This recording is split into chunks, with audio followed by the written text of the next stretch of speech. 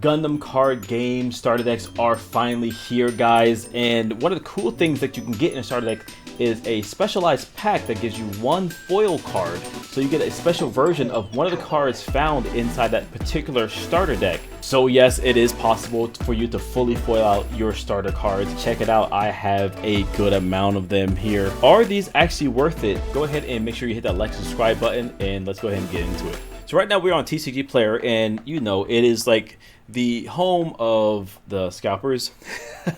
So all the C plus here, you see the prices. We see Zex Marquise. It's sold at $35. Now I always take these sales at a grain of salt. This could just be a marketing trick where someone were to post it up, use a separate account to buy it, to actually post that it actually has a sell price of that, but it's only been sold one time. And as you can see here, the next one's at $17, wasn't sold. So what is the true market price of this, right? And of course we have Shard, and let's see how many are actually up here. Chance of understanding how rare these things are. Now, of course, like none of mine are posted, so a lot of these cards are not going to be posted, but right now it is 9. One of the cards that I think are going to be probably the most sought after is definitely Unforeseen Incident. This one is rocking at $20. It's the same art, but I guess it's just a foiling change, so it's hard to call it alt art, so they just put the plus here. I guess you can say it's like C plus. It's just a better foiling system, because you're either gonna get it non-foil or you're gonna get it foiled. We were just talking about free-to-play games and games that are like non-box price games. People are paying $20 for these cards, $30 for these cards. It's single cards, and they're common, and you already have like 8 of these guys, right? Imagine it comes to buying a video game, no one wants to pay $60 for one anymore, or $80 for one anymore, but they'll go ahead and bring their decks out. Some people have the money out here, guys. You just got it's all about like how you market and how you sell it, and I guess it's all overall stigma in society around the game, because it's more so acceptable here. But when you ask for a $5 skin or a $10 skin, or just like an $8 box price video game that takes years and years and years to develop, it's just kind of like, why is anyone paying into it? See here, some of these prices are really, really high. I think Close Combat is probably gonna be another card that's probably gonna be sought after, but there's only one up here. I would say this, guys, hold off on buying any of these. I get it. If you see one here, don't think it's worth this price. It's weird to say, it's like, oh, that card's worth $10. That card's worth this card's worth that. No, it's not. When you're trading with me, I need to see more sales than just one, because like, okay, like this one has 5 total sold, and what, we're going around $11 to there. And so it went from 23, cut in half right there. So it was all in the span of 2 days. So who's to say this would drop? Quite honestly, I do feel like some of these cards are probably never going to be played in a competitive sense. Like, we may not see a goof out there in competitive. Close Combat is going to be like a staple for a long time. Wing Gundam is probably going to be a staple for a long time. White Base, I don't think it's going to be a $40 card. I think this card actually loses its power level once the set actually releases. Probably only going to be found in like a very stally blue deck. Hero Yui. I always find it weird to have like very, very shiny good cards that are going to be underneath something. It's kind of like when you have a rookie in Digimon and it's like the bottom card. Like, what's the point in that? Like, why I have this cool looking expensive rookie when you're going to throw something on top of it? Corsica Base is going to do anything. This card is worth. This was at 0 for a long time now. Somebody was waiting for it to be gone. Maybe this is the person that bought it. Right here on Finale cards, and you can see 22 sold. So this card was actually selling, but it was selling for $10, and 3 here sold for 20. That's crazy. That's crazy. You get 4 of this card in a starter deck, but you can see here someone spent literally $60 on just 3 copies, and he still needs 1 more copy. So he probably also bought this one as well for that 4th copy. So now he has 4 of this card. I'm just not that person that ever wants to bling out my decks, and if I ever get like shiny card or whatever, I do want some. If the prices are going to be super high, it doesn't justify keeping it. I would rather spend that money on actual entries for the local tournaments, or actually flight and hotel tickets. But not to say anything about people who are bling life. If you have the extra funds, go ahead, do whatever you want with your money. Ron Morale is probably not going to hold his price whatsoever. Strike Gundam has a promo that's already out here, so yeah, you can get the art. I think this art is pretty much better than the promo, but this card is probably going to be played a little bit in Zaf build. I think it's probably going to be played in more so than a regular Aegis mode in Zaf, at least in my personal builds there. That Arrow is probably not going to be played. This Leo, I will play that Leo, but it's probably not going to be played a lot. And as you can see here, here's the normal cards, and they're all running about $1, 25 cents, 50 cents. Again, this is kind of the first weekend. They're just out. Hasn't even been a week yet.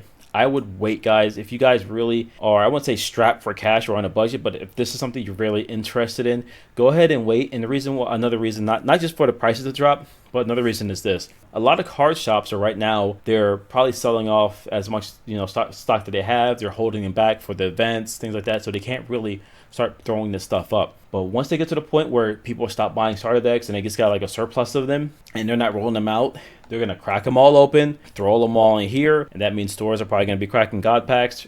A lot of these are going to be probably going to start seeing quantities of like 30, 40, 50 of each of these cards here. Maybe. If you understand how that distribution is actually going to work, and there's actually just a limited number of these starter decks out there, then maybe that could happen as well. But with those God pack bricks being out there in the world, that literally adds one of every card. I can only imagine that some of these cards most of these cards are going to go down, but very, very few cards are going to go up in price. Like maybe Unforeseen Incident's going to go up in price. Zex Marquise is probably going to fall down. Char Azabul is going to be used in every single aggro green deck that's ever going to exist. Amro Ray is going to be contained in every deck that contains the color blue. Drax Sleeves. Why? No one's going to buy this card for $20. What was it? The 3 people that bought this card for $25? Okay, so one guy bought it for $10. And maybe the guy who bought it for $24 probably wished they didn't have bought it for... Look how volatile that is. These will fall. These are not that scarce. There's still more starter decks rolling out, and I think another rotation of starter decks is going to come. I don't think the world is going to be lacking starter decks, but there is going to be, of course, not all of the people who pull these cards are going to put these up there, so there's that too. But long story short, I guess you can do what you want your money, but this is more of a warning of I think it's time to just take a step back and not really pick these cards up just yet. I almost forgot. Let's go ahead and take a look at these LRs, these legendary rares. Now, these ones are actually not as rare as I thought they was. I will say this: I didn't pull any. Out of my 8 boxes, I haven't pulled any.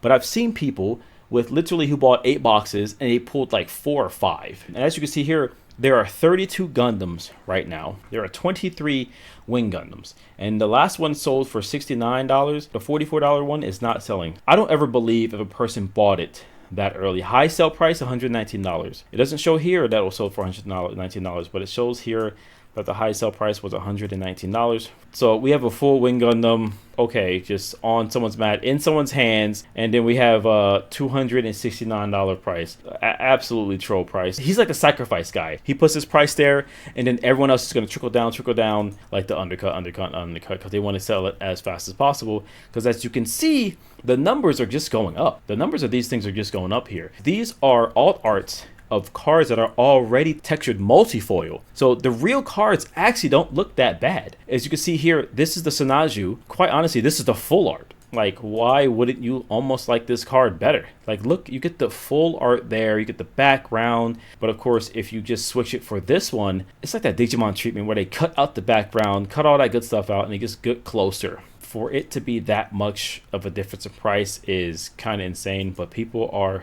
going for it. There's always going to be a buyer, I guess. See here, like, this card is worth $80. This card is worth $80, so they do $80 worth of trades up front. Yeah, all I can say is you could definitely use that to your advantage. You could definitely list a card for $80 and then trade it to someone for $80 worth of trade, and you were the one that set that price anyway. Yeah, just understand there are games that people play when it comes to TCG Player, and a lot of people think, oh, no one does that. People do it all the time, and they tell me they do it all the time, and it's not difficult. You can literally just open up a different account. So I always say this: don't buy anything instantaneously. If there's one of these cards you really, really, really want, guys, do yourself a favor, try this. Give it 3 days. If you have the money for it, sure, but give it 3 days. It's not like running out, all right? And if it does run out, you save yourself this number times 4.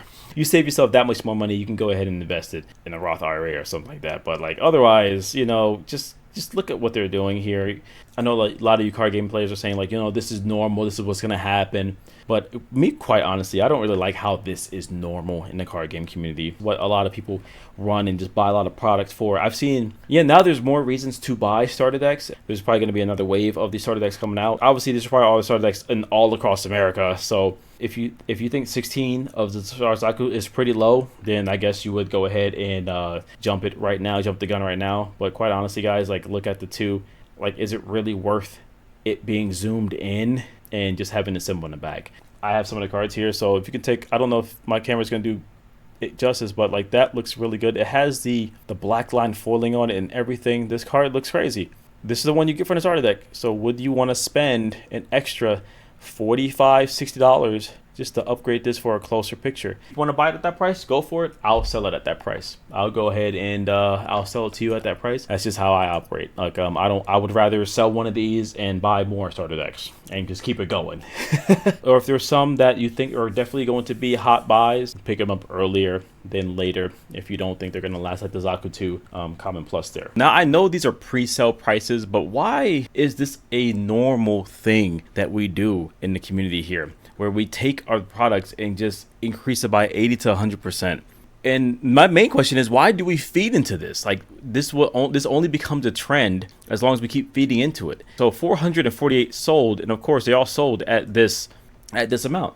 Like, why are we buying into these things, guys? Like, what's the big deal? You want to secure your one box? You know, you must get it, and there's something for 210, so forth. Look at it. So it started at 147. That's still over MSRP, and then of course it just started going crazy. And then I guess people are just mad dashing scramble here. Like, what's the point of this? Like, is everyone scared? And it makes me just feel like, man, I need to get into selling boxes and just sell them at this price, because if that's why you guys want to buy it at, and this is what really hurts the trading card game community. This is why we look at Pokemon and kind of like look at it and discuss. We feed into it. It's kind of like we almost want it. So like you're looking at the booster packs themselves at $10 a booster. 71 single booster packs have sold. Somebody bought 10. Why would you buy $90 worth of booster packs when you can? Oh, because you can't buy a box, right?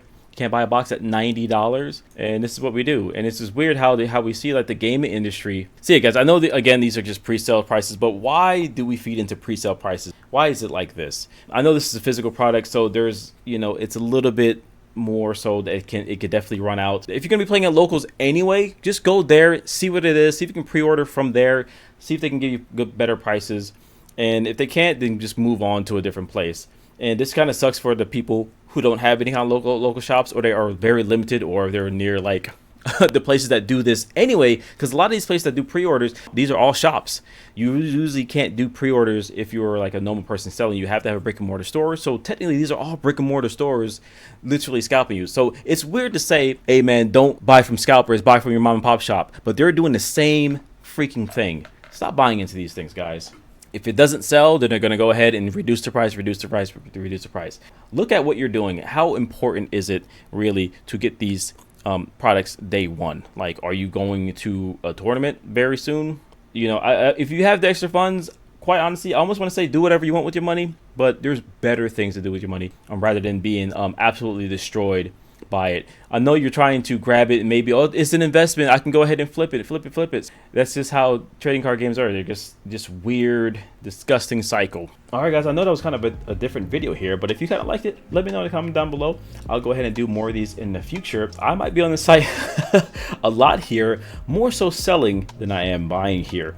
And that just is what it is. If you guys want to buy cards for $80 a piece, your boy will put them up for $80 a piece. All I would recommend, you might need to wait. Let the product roll out. Anyways, guys, like, subscribe to the video, help us out here. Let's fight the algorithm. And of course, I'm gonna go ahead and get out of here. That's gonna be the end of the video. If you love Gundam trading card content, go ahead and check out these videos right here. And if you love some mecha content, go ahead and check out these videos right here. I know life can be hard out there, guys, but keep your head up, keep moving forward, and most importantly, let nothing stop you. Peace out, guys.